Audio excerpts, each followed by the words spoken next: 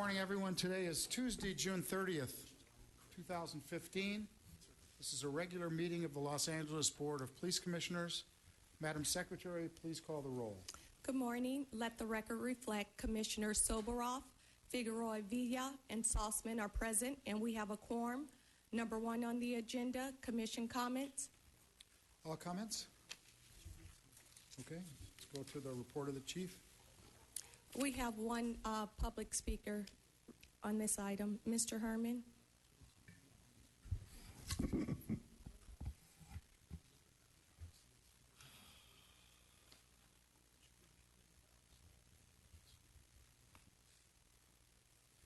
Morning. What drags Batman into town? Some of the incidents going on in Los Angeles. We need to cure and correct many of these problems of falsely accusing people and retaliation. This harassment by your surveillance people, checking up on people's backgrounds is not very polite, Mr. Soboroff. Batman has nothing to hide. Even when we talk about Mitch Englander, the guy with the big ears from City Hall, it's nothing personal at Porter Ranch, other than the two clowns he was talking about means him. Who's him? Mitch Englander. Why? Because of his scornful attitude towards the public. He just wants to go for a county supervisor, and I'm voicing out to all of you, say no, say no, say no to Mitch Englander of the 12th District. Why? Conflict of interest. Batman sat at all these meetings with his Oh, wow, we got music here. Sorry about that, folks. So the issue again, the music's great. We're going to rock and roll now. And I just love to see Mr. Soboroff so politely listening in. So once again, public safety meetings are getting better. They're improving. Our cards are not being discarded. The racism by Mitch Englander, who controls that floor there, as Mr. T-Fank is my witness, could justify for the problems he creates up there when he throws people out of meetings without a quorum. He cannot conduct business without a quorum. On topic there, Mr. It is topic. The topic is, what's his name? We want to connect. My name is Steve. Oh, Herman. I stay on topic. Right. My Alzheimer is kicking in as well. So back to focus, Mr. Soboroff. I'm glad to see you this morning. I missed you from the Ease All Forward presentation we had. Go Ease All Forward. Black Lives Matter. And Charlie Beck has become the train wreck. Woo-hoo, says Batman. Okay. We have one additional comment card. Tud Hayes. Morning, Mr. Hayes. Morning. I'm wondering how many of you have determined that maybe you didn't sign up for this. After that Ezel Ford session, do you really sign up for this? I spoke to the most outstanding disruptor, in my opinion, and she was a broadcaster from the Inland Empire. I think that your commission performed excellently. Commissioner Madison, recognizing the gender and the race of the person, stepped in excellently in your behalf. And that's good, because I think otherwise things might have been different. I spoke to that person after the meeting and indicated to her that her behavior might have prompted the clearing of the entire room and actually denying the other persons who wanted to speak an opportunity to do so. She wanted to give me her business card, but after I criticized her, she wouldn't give me her business card. But anyway, I'd like to commend your willingness to endure. I don't have any cards to fling, but I thought that was very interesting. Never seen that done before anywhere, ever. But I wonder about whether or not you feel that this is the kind of episode you must endure to be members of the Police Commission. Thank you for your duty. Thank you, Mr. Hayes. Number two on the agenda, the report of the Chief of Police. Chief Paysinger is sitting in on this. Morning, Chief. Good morning, Mr. President, members of the Commission. Before I begin my report on crime, I'd just like to offer that this morning I sent a brief message on my Twitter account about the consequences of parents leaving their kids in the car on a hot day. We often hear of news accounts where parents decide to take their car and run a quick errand, and instead of taking their children with them, they make a conscious choice to leave the kids in the car. They figure that we'll leave them there. It'll only be a few minutes, and the kids will be fine. But we all know that often that's not the case. That errand that's only supposed to take a few minutes turns into several minutes, and when the parents return to the car, they're often faced with fairly tragic circumstances. On a day like today, when it's supposed to be 90 to 100 degrees, I would just like to remind the public that inside of a car on a hot day typically soars to over 125 degrees. And what's interesting is that we wouldn't think for a moment about leaving our groceries in the car, but yet on occasion we leave our children in the car. So my challenge to parents everywhere is not only should you not leave your children in the car on a hot day, or for that matter any other day, but you shouldn't leave your pets in the car either. So the report on crime, homicides year to date are down 7.5%. Sexual assaults are up 6.5%. Robbery is up 17%, and aggravated assaults are up 27% for a total violent crime increase year to date of 21.1%. In the property crime category, burglaries are up 15%. Motor vehicle thefts are up 14%. Burglaries and thefts from vehicle are 14%. And personal thefts are up 3.2% for a total property crime increase of 10.3%, which brings a total Part 1 crime increase year to date of 12.3%. Total Part 1 crime by Bureau, Central Bureau comes in at 17.8, South Bureau 11.1, Valley Bureau at 7, and West Bureau at 16.1. Sworn personnel on the payroll, that number totals 9,875, with 49 recruits currently in the academy. The civilian personnel tally is 2,688, with 589 civilian vacancies. We currently have 250 Level 1 reserves, 32 Level 2 reserves, 108 Level 3 reserves, and specialist volunteers come in at 371. Chaplain counselors, there are 61. The total tally for LAPD cadets as of June 30th, 5,263. That concludes the report of the Chief of Police. Thank you, sir. We have 3 public comment cards. The first is Tud Hayes, Mr. Herman, and Prentice Jenkins.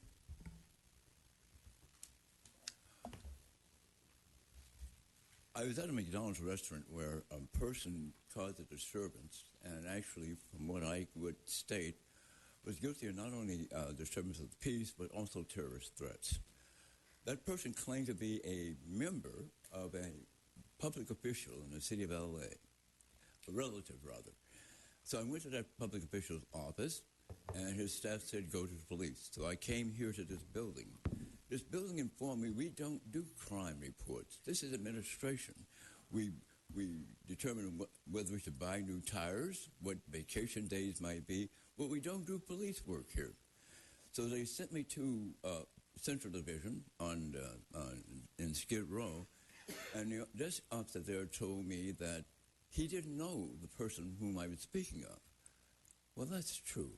He didn't, and neither did I. So he in turn said he would not accept the report or send me to anyone who would take the crime report.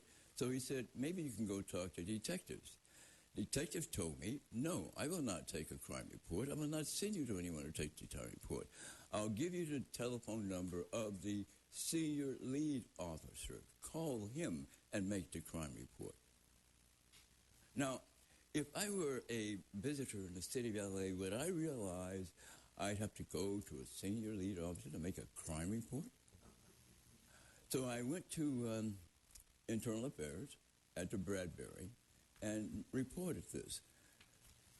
Now, I don't believe that we have to make all these rounds, all these various places to make a crime report. It doesn't make sense. So I'd certainly like someone to speak to me about whether or not you can, say, walk into a police station and make a crime report, or do you have to contact a senior lead officer in the area to make a crime report? Thank you. Next. Mr. Herman, And who else? followed by Prentice Jenkins. Mr. Jenkins, can you go first while Herman's doing his circle?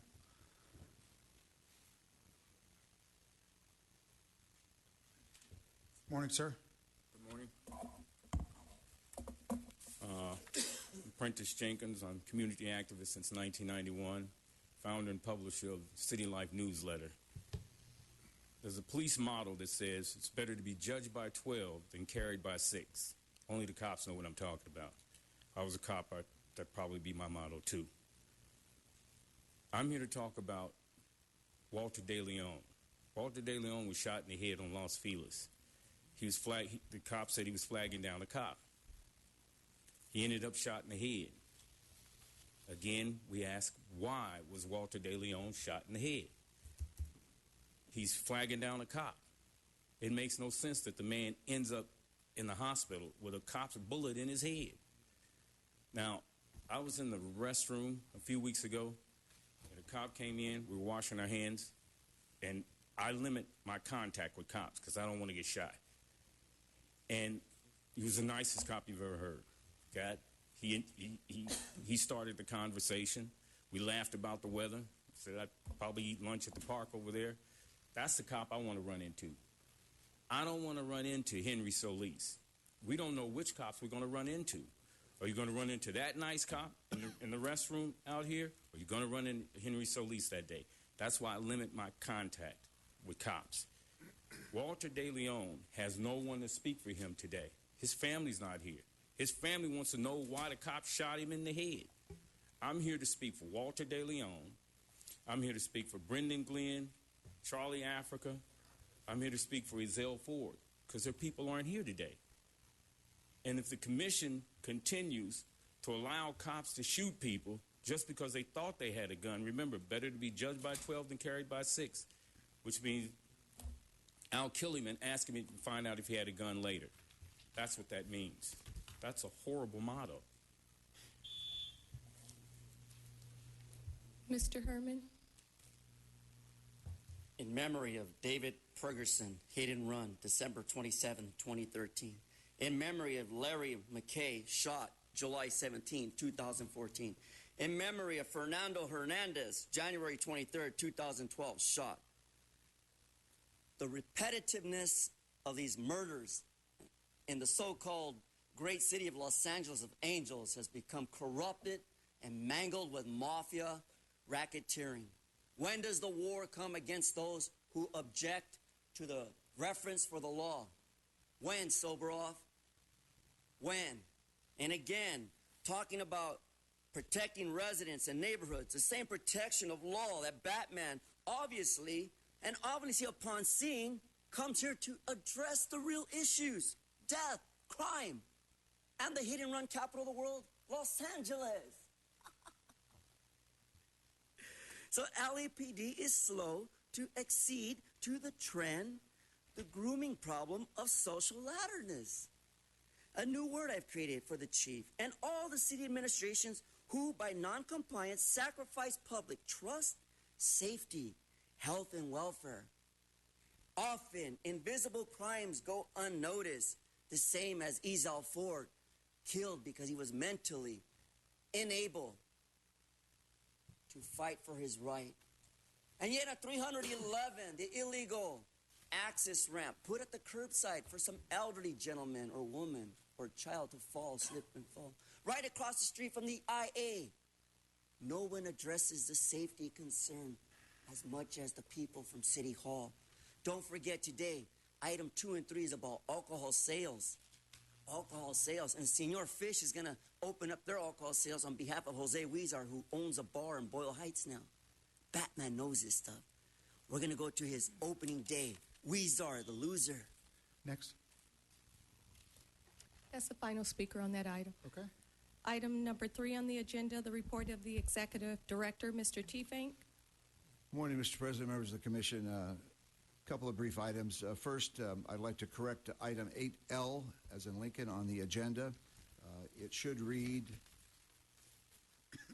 Executive Director's Report dated March 12, 2015, relative to the write-off of uncollectible false alarm accounts receivable January 1, 2012 through, and this is the correction, March 31, 2012. And secondly, there will be no commission meetings on July 7th or July 14th due to lack of quorum. Our next regularly scheduled meeting after today will be on Tuesday, July 21st at 9:30 a.m. in this room. That concludes my report. Thank you, sir. We have one comment card, Mr. Herman. Herman, walk the other way, will you?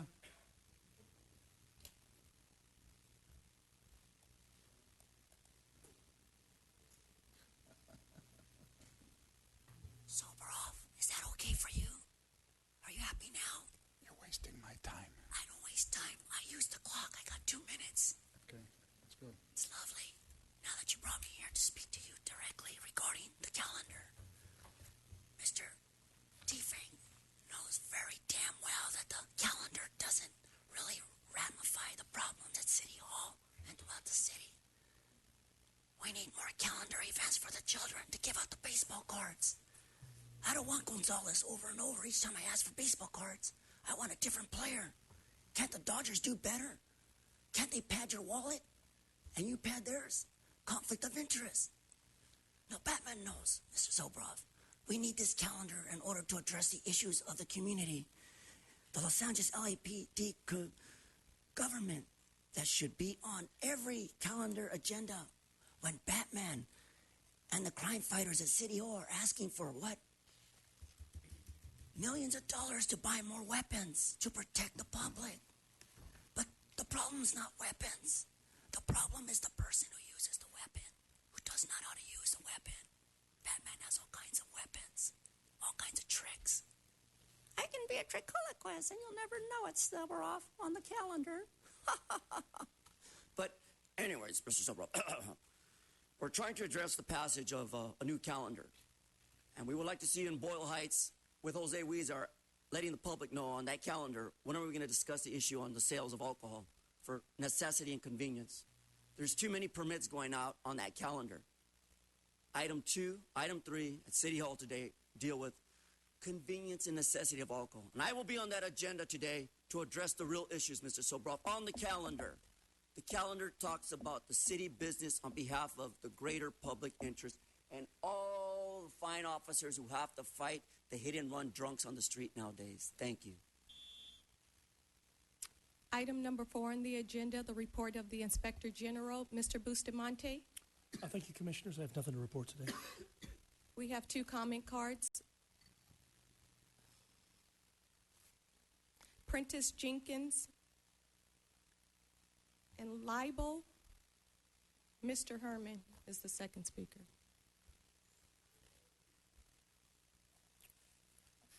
Prentice Jenkins, community activist since 1991, publisher and founder of City Life newsletter. You know, power corrupts, tends to corrupt, and absolute power corrupts absolutely. And then brave men become bad men. That's Lord Acton. He said that for a reason. He knew about power. These folks have power. You got a gun, you got power. A psycho once said, I can get further with a kind word and a gun than I can with just a kind word. Quote Al Capone. If you have a gun, you have a duty. If you're a cop and you have a gun, you actually have a duty to restrain yourself. Walter De Leon is fighting for his life in a hospital bed because he flagged a cop down. You can't even flag cops down anymore and you get shot. That's outrageous. Here's an article that says Chief Beck told reporters he would not release the videotape. This is the Wave newspaper. This is one of the only newspapers that will put our quotes in there. It says, Brendan Glenn is dead, Prentice Jenkins told the police commission. That would be me. Nobody knows why he's dead. He was a homeless man. Nobody cares about the homeless. Nobody cares about people who don't have a voice. That's why we're all here. We're giving him a voice. Jenkins told the commission that many LAPD officers suffer from post-traumatic stress disorder. There are a lot of cops that can do their job, and there are a lot of cops that can't. This is the only paper that will actually put folks like our comments in it. That media won't. They're waiting for Al Sharpton. He won't be here. One speaker, in addition to Mr. Herman, is Mr. Michael Hunt. Mr. Bustamante, I come to you to challenge the system. A system where you have to respect all those who need your assistance. The deaths of those who are calling out to you, help, help, help. I heard the cries. I heard the cries. Inspector General, when do you step in? When do you become the arbiter of life and death to stop the war against crime, corruption, harassment? See, Steve's not interested in what I have to say to you because he's a part of the problem. See, he didn't win the seat here because he lost trying to be the mayor. Nobody knows this. Did anyone know that Sobroff was running for the mayor and the sourpuss lost? Batman can't run for any campaign. I'm a neutral party. Maybe a Republican. But let me go back to the context, Mr. Bustamante. Steve's not paying attention anyways. So the subject of the matter, the incidents reports of media coverage voraciously depict the color of authority for extermination of the public at large. Such subsequent subjection of exercise of force, the criteria guilty of a crime without being horrified. Are you not horrified at the death? Or our little screams, help me, Daddy, Daddy. I can't breathe. I can't breathe. And no one bothers to step in. No one. Who's the good Samaritan today? Batman. In closing argument, Mr. Alexander, do your job. Protect the interests of the public. Michael Hunt. Open will be pecking lightly, like woodpeckers with headaches. Mr. Alexander Bustamante, I called your office and didn't get a return phone call. I figured you to be a noble man. All professional people call back. I trusted you to be Inspector General for the city of Los Angeles. In that trust is the return of phone calls. If you're a professional, you return phone calls. Listen to what I'm saying, because it's important to your career. It's very important.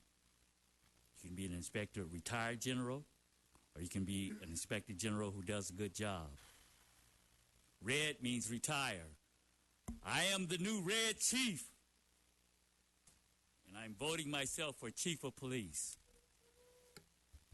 We have all these train wrecks and no problem solved. Just like I say, here again, we need to go back on the federal consent decree. Anytime an infraction causes your property to be restored by the police, something's wrong. $100 ticket costing the city $120,000 is something wrong. I need an outside inspector general's investigation calling forth now. Don't be red. Don't retire. Do your job and be proud of it. The Red Chief is running for Chief of Police now. Vote for the Red Chief. We'll set you free. Item number 5 consists of information items and file items relative to noise variances and special event permits submitted for the period ending June 26, 2015. Item number 6, presentations. Do we have any presentations? None today. Item number 7 is consent agenda items. These items are considered to be routine and non-controversial, upon which the board is provided with adequate information for approval without inquiry or discussion. Let the record reflect a correction to item number 7A and 7G. The recommendation should read, receive the department's report and transmit to the mayor and city council for acceptance. There are comment cards on all items except 7F, 7H, and 7I. Would a commissioner wish to pull any of those items for discussion? Let's move approval of those items. All in favor? Aye. Okay.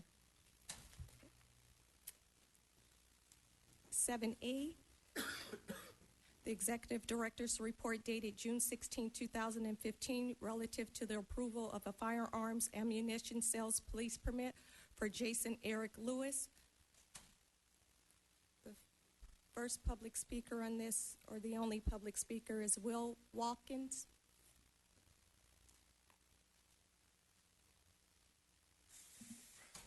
Morning. I'd say happy 4th of July. It's a nightmare where I live because of the illegal fireworks. It's just not fun. It's not a fun holiday where I live. This item and items like it, you have A and B, would seem routine. You've heard me speak before. I don't want to go over totally old stuff for me. And I respect this board a lot. I'm tardy to the dance. You know, I'm the one late. I was idle growing up. I drank underage, used drugs, and played too many sports. You know, I just was idle. So who am I to come in and judge anybody what they're doing? But with that being said, respectfully, I'd ask Mr. Sobroff and everyone to start thinking of these things, these issues, as regular agenda items in the following way: with firearms, with the problems we have with them and discharging them in the wrong times, and all the psychology you need to bring in, the science that you have to bring in, the legal. Let's start looking into, please, a non-lethal branch. Really start to, if it's not already started, really get into something like that for patrols. I like your SWAT, and I think a small percentage of officers of the 10,000 should be armed, perhaps, and that's a good thing. London is, of course, a great model, some of the European countries. I hope we really look into that. It's kind of a mess. The shooting gets really weird, and it makes psychologically these officers a little tweaked, especially when they come in at 18, 19, 20 years old, and the first thing we do is we give them a holster, and we start running them around a gym and yelling at them. I love you guys, and I wish for us better decisions, harder decisions, and that Bible that we bring into court, let's look over it. You know, it's got old wisdom, thou shalt not kill. Killing is the ultimate form of judgment. It's saying that your life is not good enough. And I think a criminal has a good chance to turn around if we serve them too. Thank you. Was that A and B or just B? I'll go ahead and say A and B if that helps the meeting. Yeah, okay. You. Thanks. Do we have a motion to approve A and B? Move we approve both items. All in favor? Aye. Aye. Item number 7C, Department's Report dated June 23, 2015, relative to the donation of 25 Patriot self-contained breathing apparatus and 60 Patriot cylinders and toolkits valued at $430,000 from the Illinois Law Enforcement Alarm Systems for the benefit of the Los Angeles Police Department's Special Weapons and Tactics Team. One comment card. Mr. Tudhays.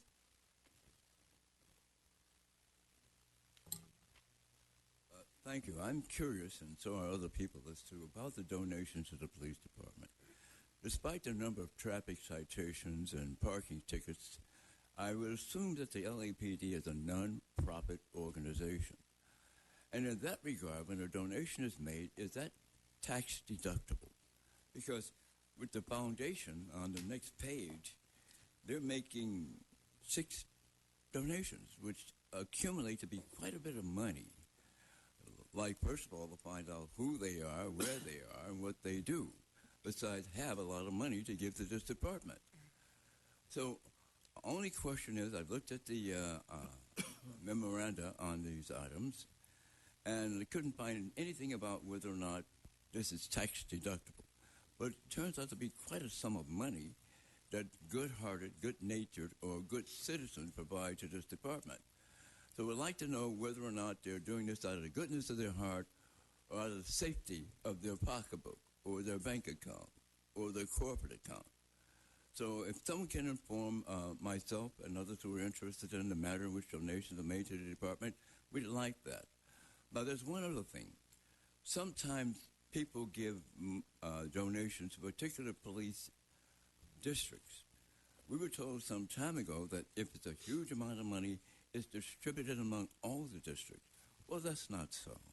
Some districts are really getting quite a bit of money because the people are conscientious enough to provide that money. But other districts are actually poor and have no kind of donations coming in at all. So donations are an important subject. We'd like to know the method in which it's done, whether it's tax deductible, and whether or not people are benefiting in some manner by these donations.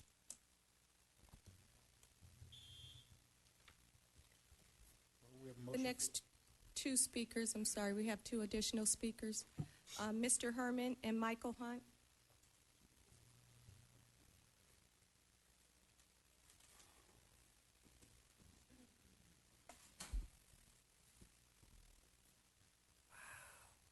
Such a report.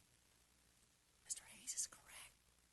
Why can't we show the figures, the amounts of those campaign donors? It smells fishy. We can't allow this to keep going on, Mr. Soborov. We're all about reverence for the law. Ethically, it's not good to accept gifts that exceed the city charter. Open door policy, transparency. Mr. Hayes is 1,160 million% correct. I can't testify any more to that. I can't. I love you, Steve. I like when I put the smile on your face every morning when I come here to testify on behalf of the public.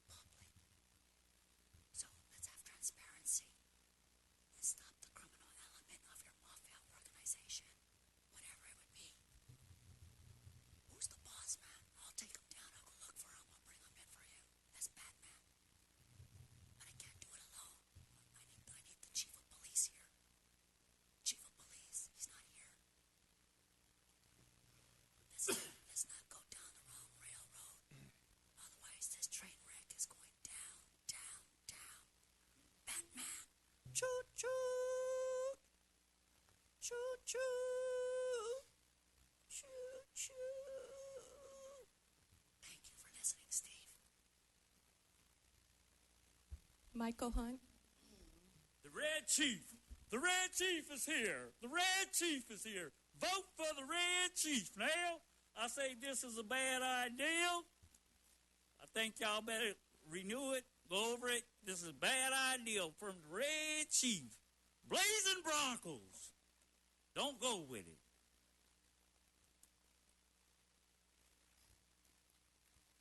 Item number 7D, Department's Report. You need to have a vote on that item. I'm sorry. Second.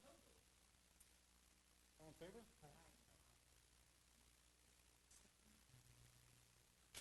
Item number 7D, Department's Report dated June 24, 2015, relative to the donation of range fees valued at $156 for the Topanga Boosters for 29 officers to participate in a shooting training day for the benefit of Topanga area. One public speaker, Bill Watkins. 30 seconds here. 30 seconds. Similar issues to the A and B. Just if, as this is voted in probably, could it be thought of to bring in non-lethal weapons to that training session? You know, just nod to me. I hope there's going to be a nod to the non-lethal in one of these things or some of these things. Just nod to it. Get Captain Myers, retired, out there, the expert that I know of online that knows non-lethal weapons. And I just want to see a sign we're getting into that a little bit. That would really be nice for me today. God bless you. Thanks. Motion for approval of number D. All in favor? Okay.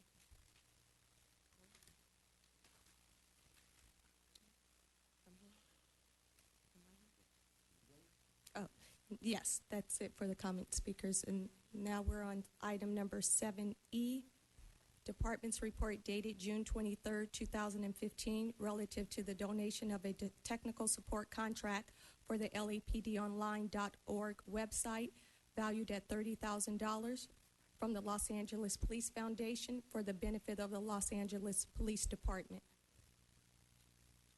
And that card was pulled. We just need a motion. Motion for approval? Approval. Move second. All in favor? Aye. Okay.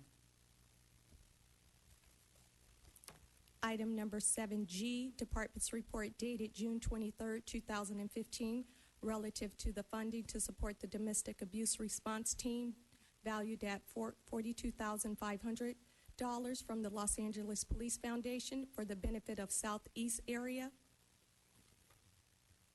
Mr. Bill Watkins.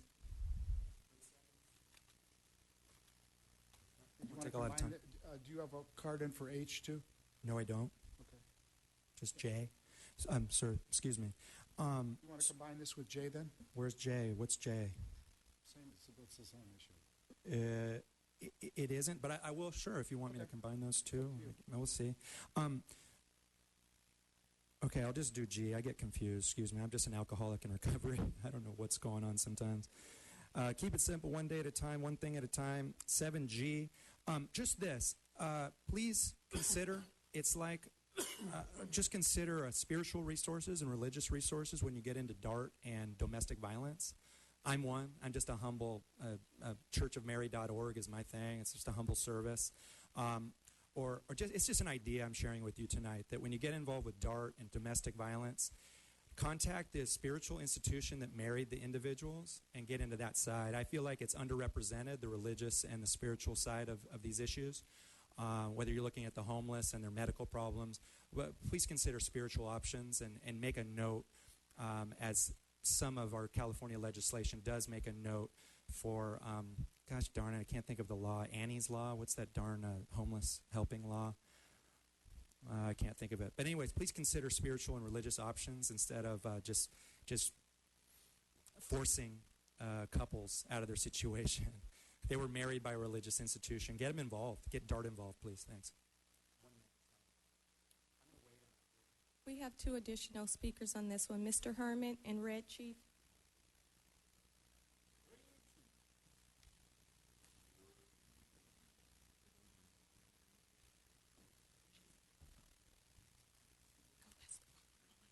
You may start the time.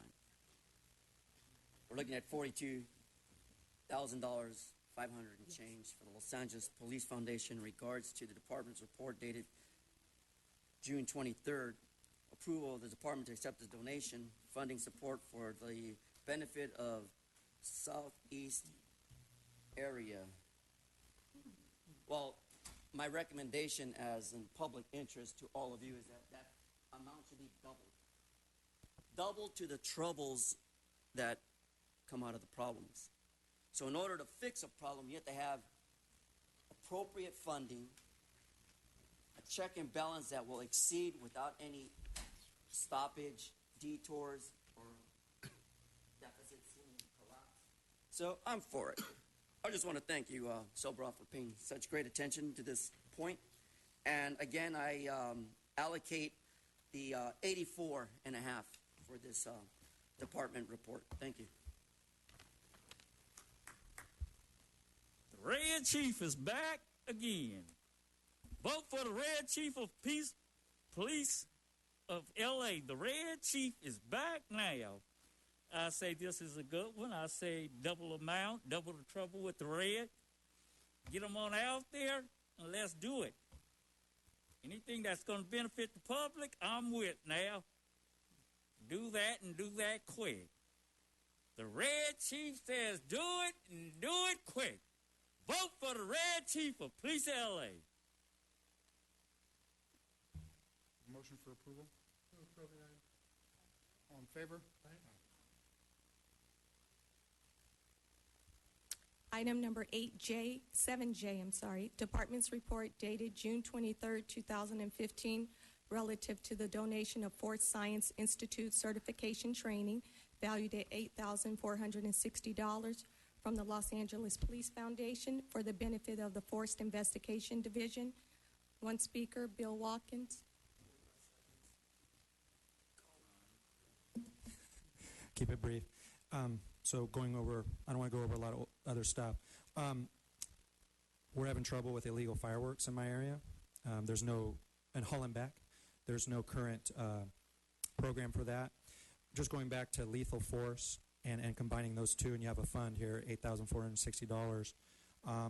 With less lethal force, there's going to be less money needed to do research on lethal force. And we can have more quiet at night because my dogs, my wife and I are tired of the bombs. I'll be sending a letter to that effect during public comment. Thank you. One additional speaker, Wayne.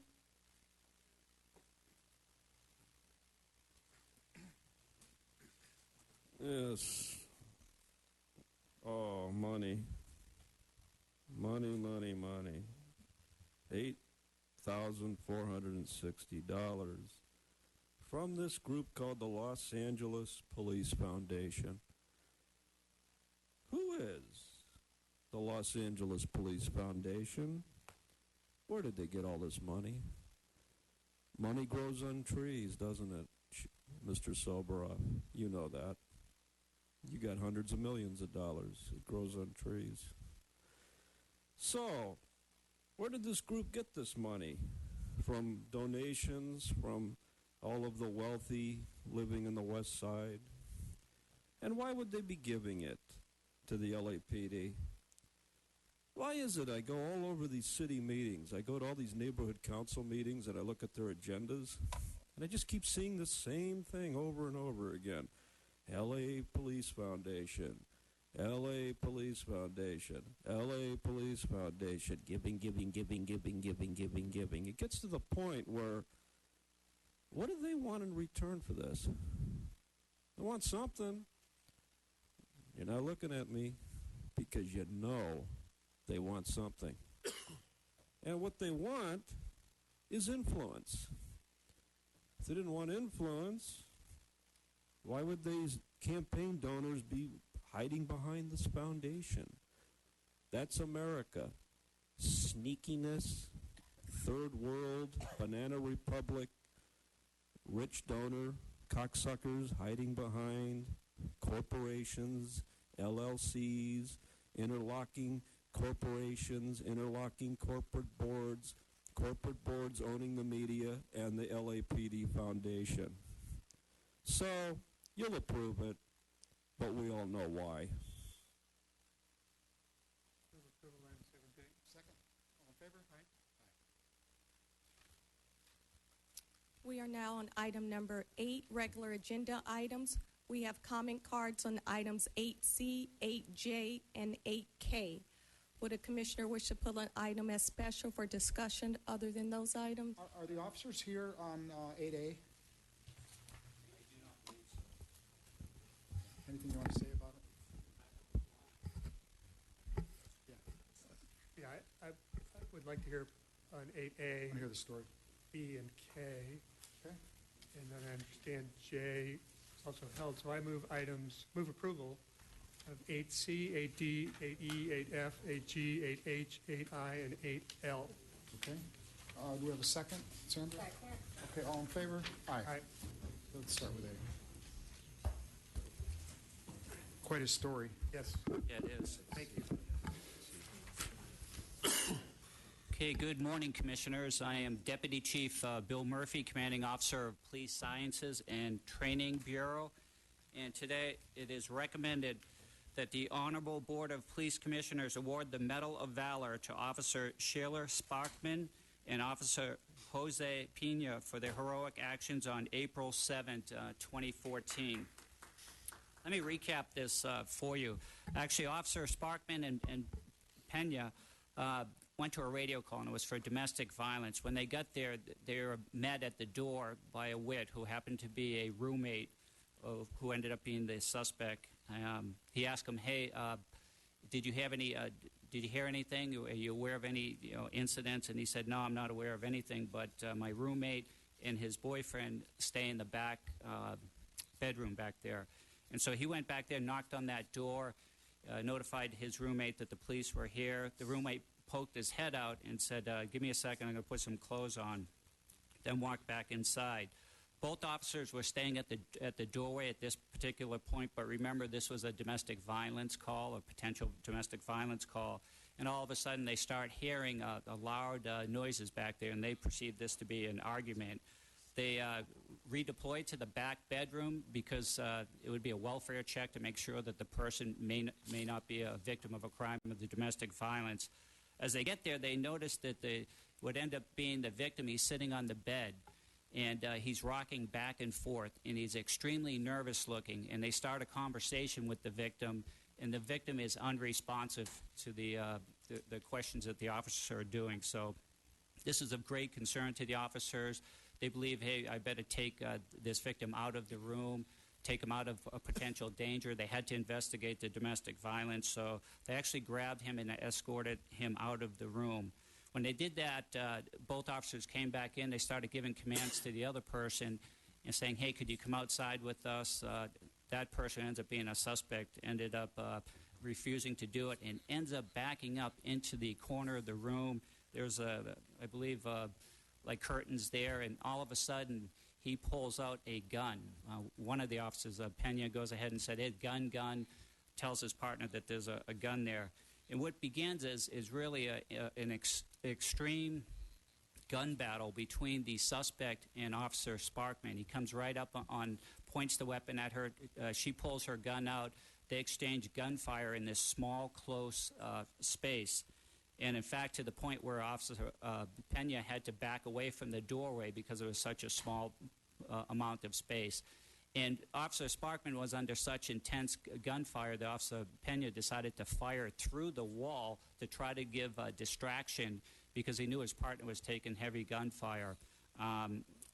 Unfortunately, what also happened at this particular time is that the suspect, when he was firing at Officer Sparkman, hit a mirror there. And the mirror shattered, and all glass and particles went into Officer Sparkman's eyes and her face. Her face started pouring blood from the left side of her face. She actually thought that she was shot in the face. Officer Pena thought she was shot in the face, and actually ended up grabbing her and tried to drag her out of that harm's way, that intense gun battle. She went out into the living room, sat down. Clearly, at this point, Officer Pena was very concerned about her well-being and medical attention, but he was also concerned about safely extracting her because it ended up becoming an officer rescue situation at that particular time. So he grabs her while covering the doorway because he wasn't sure if the suspect would come back out and engage again in a gunfight. He grabs her and begins a process of extracting her from this danger zone. He takes her down 3 flights of stairs. It's a very nice home up in the Hollywood Hills, but it's 3 stories. And every time he came down a story, he had to guard the above stairway to make sure that the suspect didn't come back out and engage in another gun battle with them. He does this to the front of the house. He then takes and redeploys Officer Sparkman, holding her this whole time, dragging her out to the car. He knows that she had fired a series of bullets from her weapon, so he actually reloads the weapon for her just in case the suspect decides to engage again. While he was going down, he put out a radio call. He had already put out a help call asking for the fire department to come with a rescue ambulance because she was in such tough shape and her face was pouring blood at that particular time. He thought she was shot in the face, and actually she did. And when the help came, the first officers that got there, the first responders, he knew he had to get out of that kill zone because there were balconies up there. So he asked the first units to help him assist going down the hill. He knew the fire department would not be able to come into that particular kill zone until it was cleared. So they carried her down to the fire department and ended up getting her help from a rescue ambulance. SWAT ended up coming to this call because now you have a person with a gun in there that had a gun battle with the police. They ended up clearing that particular residence with a SWAT team, an element team, and found that the suspect was in the bedroom, that he was in fact deceased, but he was still holding with the gun in his hand in a hard grip, the gun that he had a gun battle with. So with that as a back story on this, The courageous actions of Officer Sheila Sparkman and Officer Jose Pena reflect the highest standards of Los Angeles Police Department. Their bravery, decisiveness, and selfless actions are worthy of the department's highest award for valor. Therefore, I present for your approval a recommendation that Officers Sparkman and Pena receive the Medal of Valor for their heroic actions. We have a motion for approval? Thank you. Thank you very I'm much, sorry. Chief. I move approval of the item. All in favor? Aye. Aye. Okay, great. Thank you. Thank you. Thank you, Bill.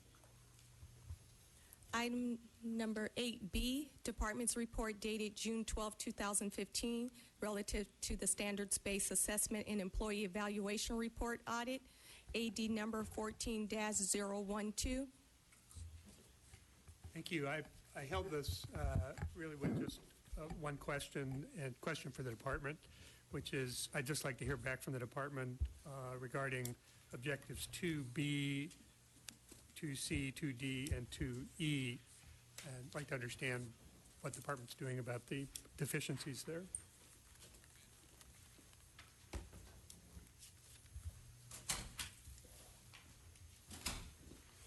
Morning.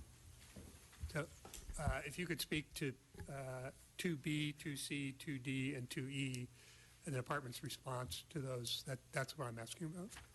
Yes, good morning, Commissioner. Good morning. Commander John Peters from Office of Operations. Thank you, Commander. So I think we each have a little piece of this, so Okay. I'll respond to those items that I Okay. think I can. So essentially, in looking at Objective 2B that you identified, the issue there was the time frame in which the employees need to be served with their rating reports to be within 90 days. So a couple of things in terms of the information from the audit. We believe that there is some confusion with regards to our first-line supervisors in terms of being aware of that time frame, number one. And number two, for some of those, prioritizing their administrative duties and also considering the fact that we want to maximize their time in the field. So those are the two things that we're addressing with our bureaus. A copy of this audit will be made available to the bureau chiefs and be discussed at our direct reports meeting, and then we'll be putting out a notice from the Office of Operations to remind those supervisors of the due dates, the 90 days, in terms of getting those things completed and served to the employees. I appreciate that. And the next one was 2C? 2C, C, D, and E. yes. So as it goes to 2C, similar in terms of information that needs to be provided to the supervisors. What's in fact happening, we believe, in terms of our evaluation, is that when a action item is generated for the supervisor to complete a rating report, when they get to it, their mindset is they want to complete it and close it out as soon as they can. So what they end up doing is clicking the button to close it out, where in fact sometimes prior to the actual service of that. So we're in terms of that training and articulation of how the process is supposed to work, that's also going to piggyback on that so we can clarify that and have it done the right way. Thank you. 2D? Yeah, go ahead. Yeah, Deputy Chief Bill Murphy, Commanding Officer, Police Sciences and Training Bureau. I'll just speak real quickly because the majority of them were under communication and police training and education. What we're going to do with these is we're going to have meetings. I already talked with Gloria Gruby, Police Administrator. We need to talk with the Commanding Officer of Communications Division, make sure that they get this right as far as conducting their own audits so that we know when to serve the employees and serve it in a timely manner. There's two issues here. One is that some of them were served not in a timely manner. Others weren't served within the 60 days. So both of those issues will be on future supervisor meetings. We will take care of this and make sure that there's a system in place that these ratings get served appropriately and timely. Great. Thank you. I have no further questions. E, did you have E? That's okay. Okay, same stuff. I move approval of the item. Thank you. Thank you very much. All in favor? Aye.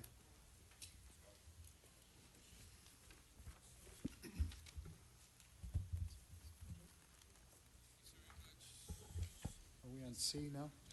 Item number 8C, Department's report dated June 15, 2015, relative to the grant application and award acceptance for the 2015-2016 Operation ABC Grant Award from the Department of Alcoholic Beverage Control. Mr. President, since this was already approved, you need a motion to reconsider the item for the purposes of a speaker card. I move we reconsider item 8C. Second? All in favor? Aye. Okay. Okay, you have a speaker card.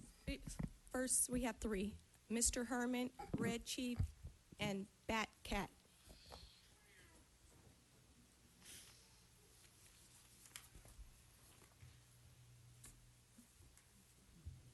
Well, we're not shocked. No one here is shocked regarding the Department of Alcohol Beverage Control as set forth. Now I'm looking at the Inspector General here as Batman, representing all of you of Los Angeles. Why do we continue to promote alcohol license, sales, and permits in the city of Los Angeles? When are you going to regulate some type of control on this? Was Dean Ferguson's son okay with you? Was it? I don't think so. No person deserves to get smashed, run down, drugged 500 feet in Lincoln Heights, anywhere in Malibu, because someone decides to indulge in the behavior of alcoholism, like Jose Huizar, who LAPD Hollenbach gave him a pass to go home. But the fat cat has met his match, because we're exposing the license of all these permits everywhere.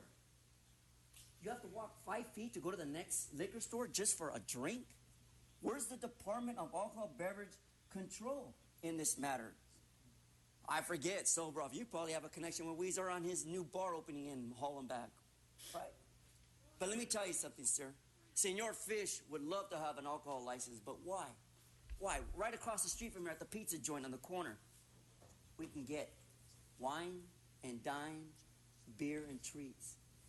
But Batman wants to pray to all those who were killed by hit and runs, like the one in Venice Beach, Mr. Sobrov.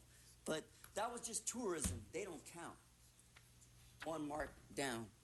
So now, the matter of the problem here is Batman wants you to know, I object to all alcohol sales and permits. Next.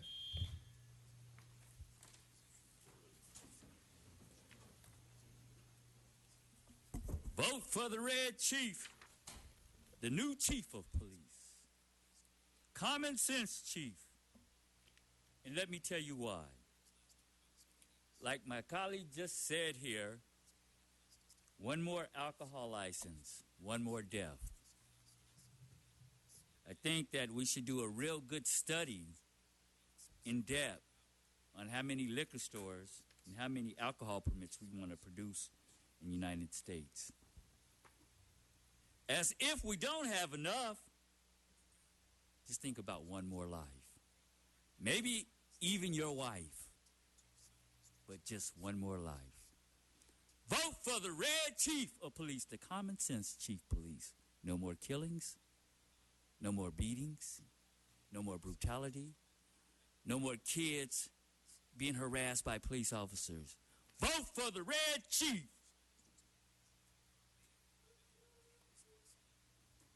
We have a motion for approval. We have one more speaker. Yes, the cat watching out for you.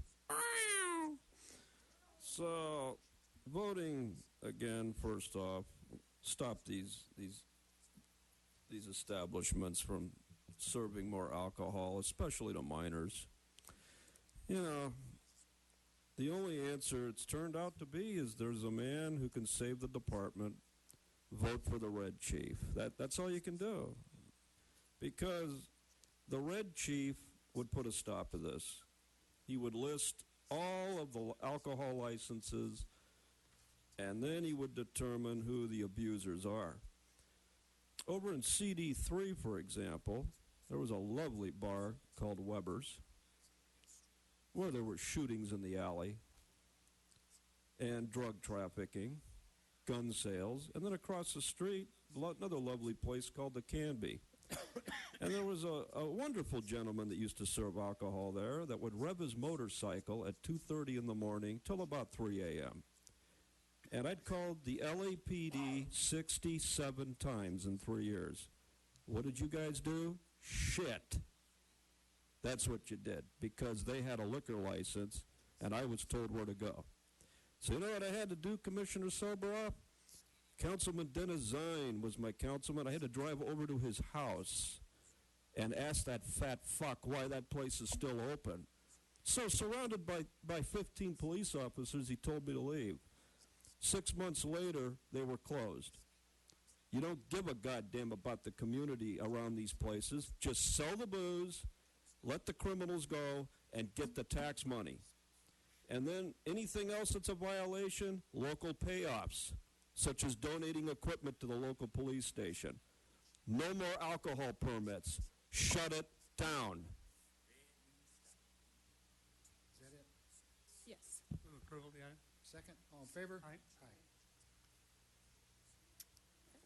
We are item number 8J, Department's Report dated June 24, 2015, relative to the Quarterly Discipline Report for first quarter 2015. We have Prentice Jenkins, Michael Hunt, and Wayne Catt.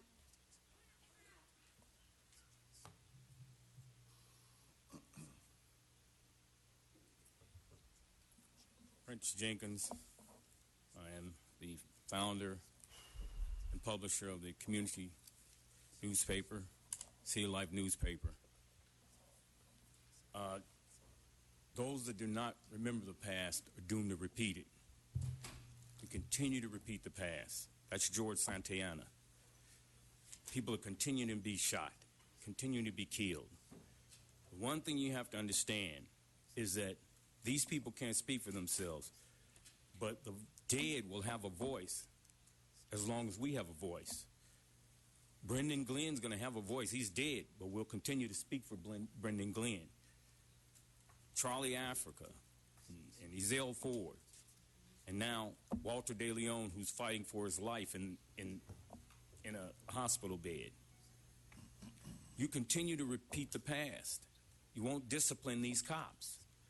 Aren't these cops being disciplined? Shooting people, unarmed people. These people don't have any guns. I can understand people with guns firing at cops, but these people have no guns. And this commission does not care. Mr. Bustamante, I gave you a proposal on the subcommittee made up of people like ourselves. What have you done with that, Mr. Bustamante? I would like an answer to that, a correspondence as to what you're going to do about that. Will you give me a correspondence at some time, Mr. Bustamante? Sir, I'm asking a question. Will you give me a response to the proposal that I gave you? I'm asking a question, sir. I'm not allowed to answer or have direct conversation with you. We can talk afterwards if you'd like. Okay, so who do I find out where I get the response? Who's going to give me the response? You can contact my office. I'll do that, sir. Thank you. Michael Hunt. Well, Mr. Inspector General, I got to applaud you for that. And the reason why is because they don't communicate. And the breakdown of communication is very important, especially in the Inspector General's office. This is why I'm calling back for the federal consent decree, so that they can be monitored by the Christopher Commission. And that's very important because people's lives are at stake here. And it's just more than an Inspector General, it's your kid's life. And when you entrust your lives into LAPD and LAPD commissions, then you really know how you feel. Because if my kid got shot, I'd be up there right there with you guys. And I'd be making a difference. This is why you want to vote for the Red Chief, because he makes a difference. Red means stop the bullshit. Red means stop, stop, stop. Red means stop the infractions from costing the city $120,000 for a vending ticket. Red means stop. Inspector General, You have a big task to do. And continuing to be the Inspector General, you need to perform to those duties and capabilities. If not, as we all intrigue, I think the federal consent decree needs to come back immediately and effective so you can have some help, Mr. Inspector General. Wayne Cat. Okay, checking on everything here. Well, of course, we know we don't have a real Inspector General. It's just a Mickey Mouse department, so. Oh, we got an Inspector General, Mickey Mouse. Let's submit an analysis. A report, today's report, boys and girls. Recommendations to the board for quarterly discipline. Yay! Discipline. What does that mean? Well, let's see. For example, we got to give our cops a long leash because we don't want to give them a short leash. That would mean that people could sleep on the streets and have their violation of their rights. No, you can't have that because we have to gentrify downtown LA and kill homeless people. Yay! So we have to give the cops more of a stretch. And that's what the Inspector General's for, to legitimize murder and corruption, because you can't have a department without an Inspector General, because if you did, then the federal judge could order summary judgment against the department. You wouldn't want summary judgment. Mickey Mouse was reading, what is summary judgment under the federal rules of civil procedure? Well, one of the ways they get around it is they submit proof that there's an independent Inspector General under the municipal charter. So that's what he does. So, good news, there's no discipline. All the officers are exonerated, including the recent shootings, because we got to give them a long leash, because you got to get those developers in there knocking down all those buildings and building all those high-rises so you can get all those tax dollars and all of that minimum wage shit all built up. So, good job, Inspector Mickey Mouse, Inspector General, and the big cat has exposed the mouse again. That's the final speaker on that item. Move approval of the item. Second. All in favor? Aye.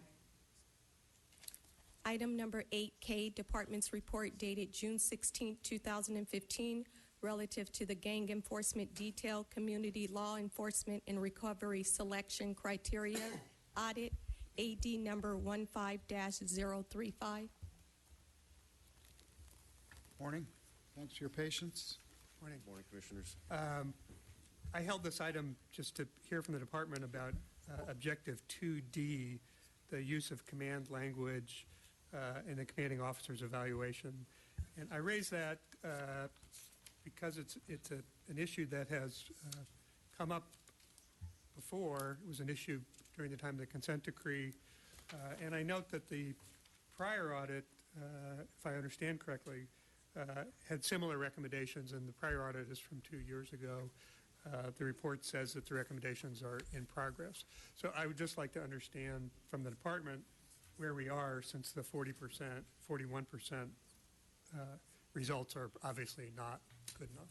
Sure. Also, would you define it for me? Yes, I'll do the best I can. Again, John Peters from Office of Operations. So Don't use canned language. exactly, Define it. exactly. So, and I'm glad you brought that up because I think the term canned language leaves a lot up to interpretation, and people have different perceptions of what it is. And my understanding, in terms of the way it was viewed, and Jeff will correct me if I'm wrong, in terms of this particular audit, was there was a lack of specificity and uniqueness that was indicated in each one of the suitability assessments that was completed. So what was happening is a generalization or summation of the conversation and the topics that are mandated to discuss, and simply a statement saying that they were suitable, and then that appears to have been copied and pasted or utilized many times over. And so that was the essence of what we're looking at in terms of the canned language in this particular scenario now.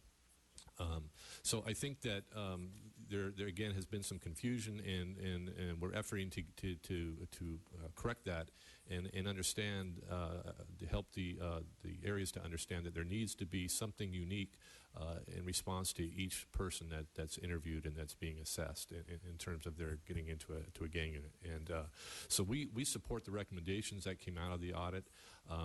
I can speak to some of it in terms of the progress of those recommendations. Maybe others here have better information.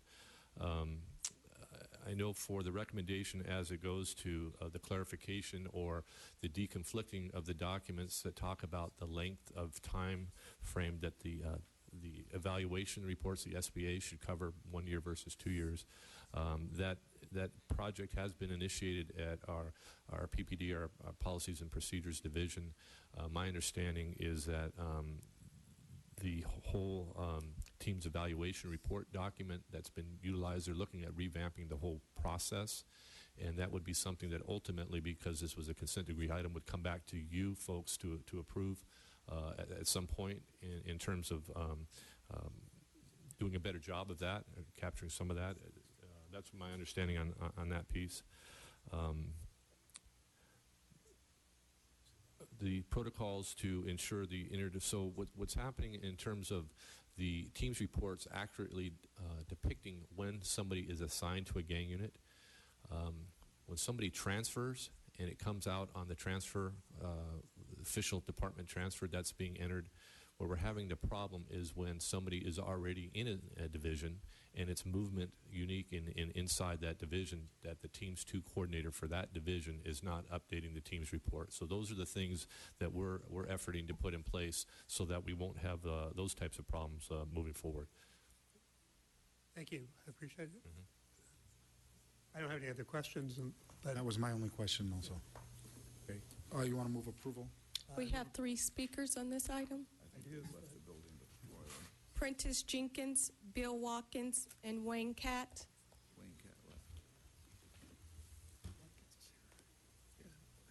Thank you, guys. Mr. Catt, I think, is left. Yeah.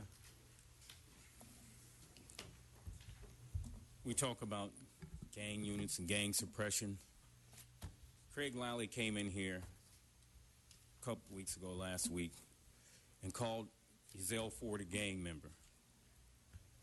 That's the saddest thing I ever heard. But people don't know that Craig Lally, who's he's head of the Police Protective League, was called one of the 44 worst cops in the Los Angeles Police Department. They have 9,000 cops. He's one of the worst. And he had the nerve to come in here and call Ezell Ford, a dead man who could not defend himself, a gang member. One of the things that we continue to do, all of us, is we pat ourselves on the back and we smile and we bask in the glow as we look up at the moral high ground that we built for ourselves. That's a quote from Wise As Lee, a.k.a. Prentice Jenkins. I wrote that quote. That's exactly what a lot of times the police commission does. It's basking in the glow. If you're looking up at the moral high ground that you built for yourself, you can't possibly be standing on it. The reality is this: cops are continuing to kill unarmed people. What is the commission going to do about it? You have to do something about it, or more people are going to die. You can't just turn your papers and look away, folks, because that is not going to solve the problem. I know you can stick your head in the sand like ostriches, or they say ostriches do. I don't know if ostriches actually do that. But if you heard something that you don't like, you turn away, that lets me know that you're not going to address this issue. You'll never address this issue. You're just going to get upset. You're just going to continue to get angry because you heard the truth. The truth hurts. It always has. And the truth will continue to hurt. The truth is, citizens are being murdered. Bill Watkins. Thank you. So I'm a recovering person, and alcohol, drugs, and the other thing, you wouldn't believe it by looking at me, but I almost jumped in with Pasadena Bloods years ago. I was in the combination hip-hop culture, recording music, cornrowing my hair. You wouldn't believe it. and into that scene. And I befriended someone at a movie theater in Pasadena. He turned out to be a full-fledged blood. I saw him on the Colorado Boulevard, just read it out. All his friends read it out. I couldn't believe it. And knowing that I love Tupac music so much, I'm like, you know what? I think I'm a blood. I'm going to raise my hands and go. I thought of my mom, and I turned the other way, and I took off my colors one night before I got down that road. I didn't want to die. I didn't want to kill other people. But it's tempting. The flip and why I wanted to speak on this, just the word gang real quick. I'm studying it still. I know you guys study these things every day and all the time. Beware the word gang and labeling. There's Locke Avenue in El Sereno. I'm down there ministering sometimes. Some people are going to call that a gang street. I stay away from that. I look at people. And if people commit a crime, young or old, that's a crime. Let's enforce law and look at crime. Beware of gangs. You go into a word like gang, you're indulging a negative and just beware. I'm studying it. I hope you guys keep studying it. I'm going to look at stats for when gang specialty units came in. I'm going to start studying those. You guys can always furnish me with some stuff if you're really proud of the gang units and the gang spending you do. I'm sitting here, and I'll say it one more time before public comment. I got no help for illegal fireworks. None. Zero in Hollenbeck. Admitted by police officers out there. No help. I don't have any help for that issue. It's loud. Thank you.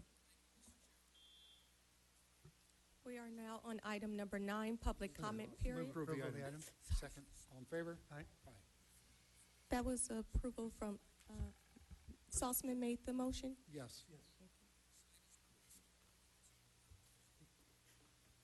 Item number 9, public comment period. We have 9 public comment cards.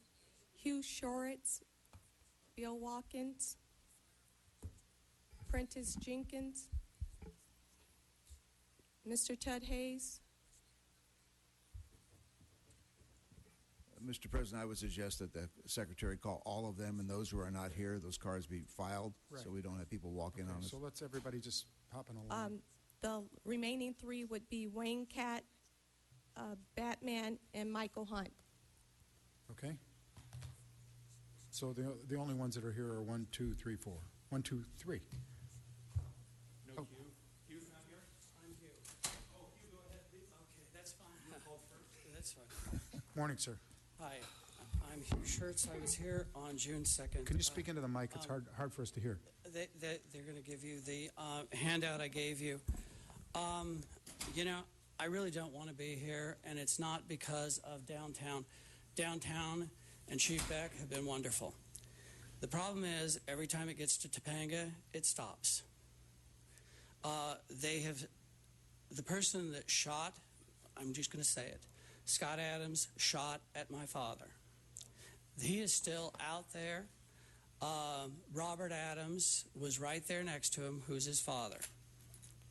My dad went to, on the police report, which you will get, that they put in there, they put vandalism.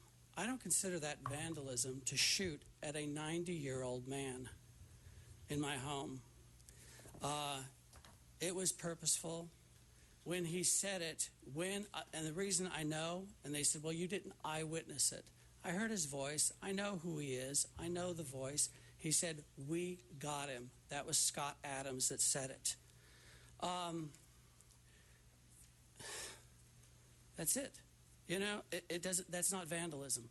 That's not vandalism. My dad, before this, my dad went into AFib that night. He passed out. The police wanted to talk to him on, I don't know if it's the 22nd or the 23rd. On the 24th, actually the night of the 23rd, he went again into the hospital. Last time I was here, I also told you that they had dumped a few buckets of animal feces in my pool, which of course we all know causes bacteria, also flies. My dad got pneumonia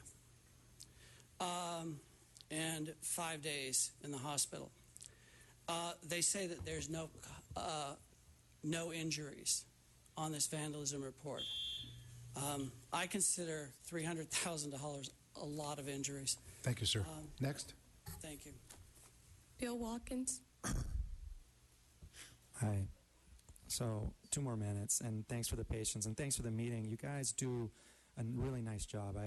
I go to the city council, and I appreciate your live roll call, even though none of them went my way today.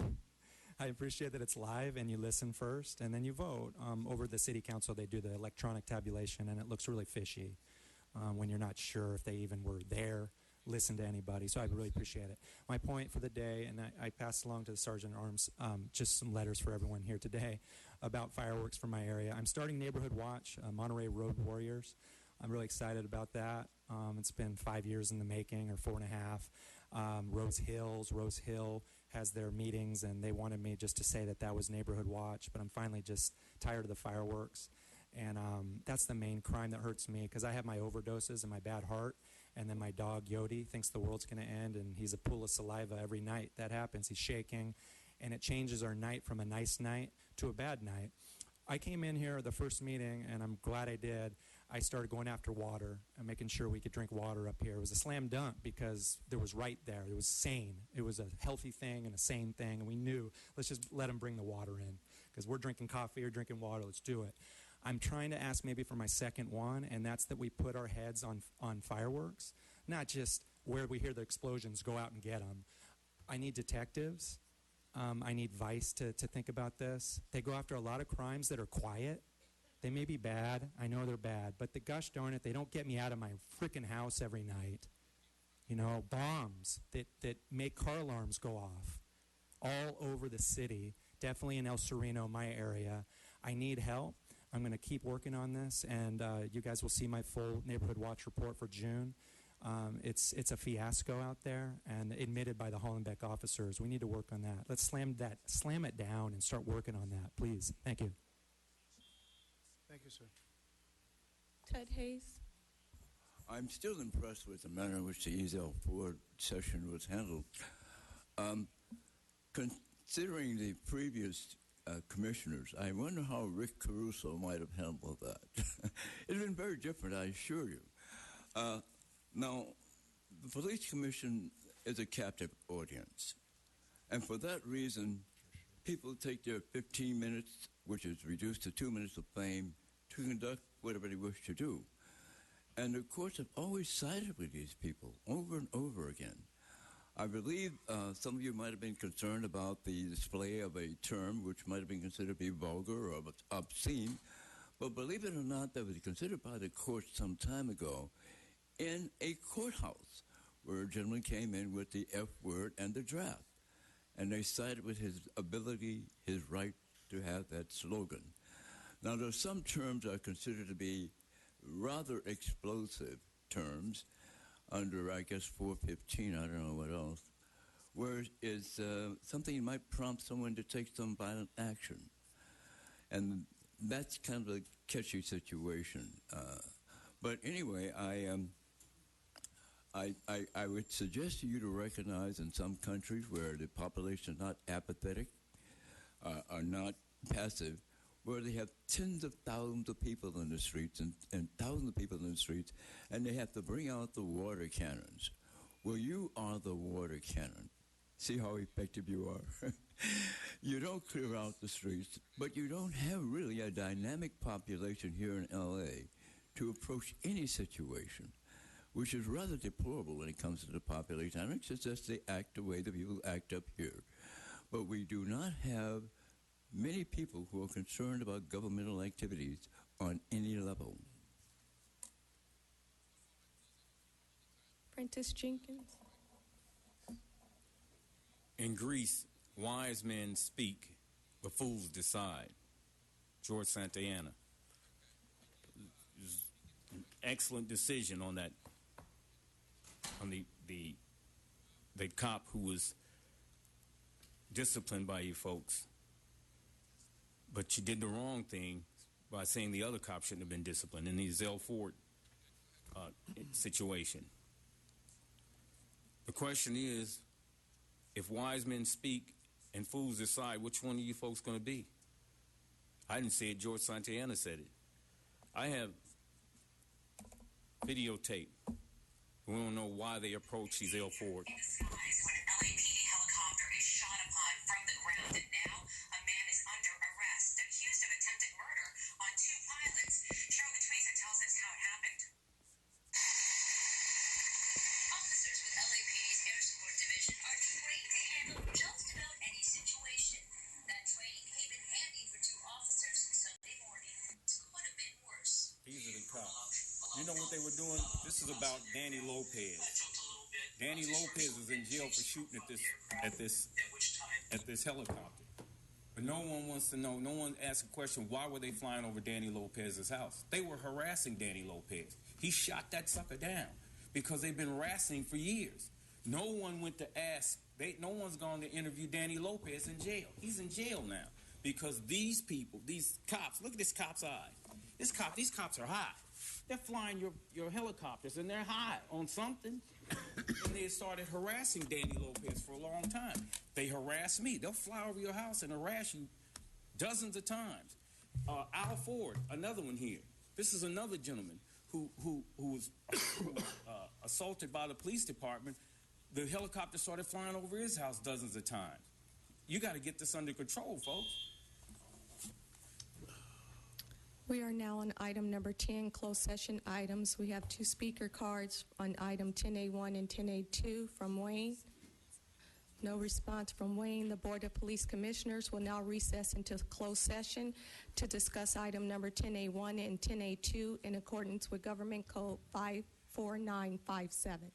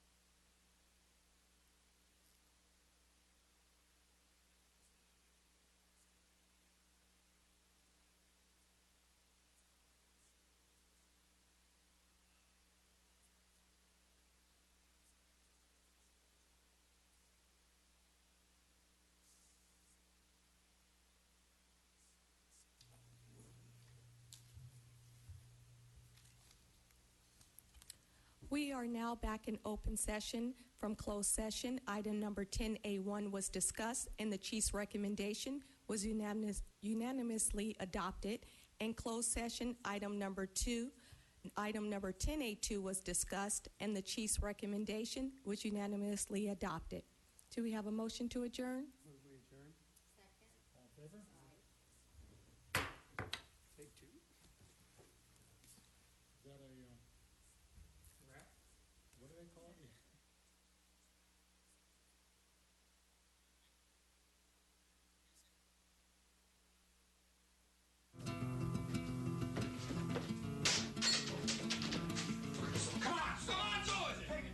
Hi, I'm Jen Mahoney in Studio City. You're watching LA City View Channel 35, where you can get the best in culture and arts. It's our city, it's our channel. Hey!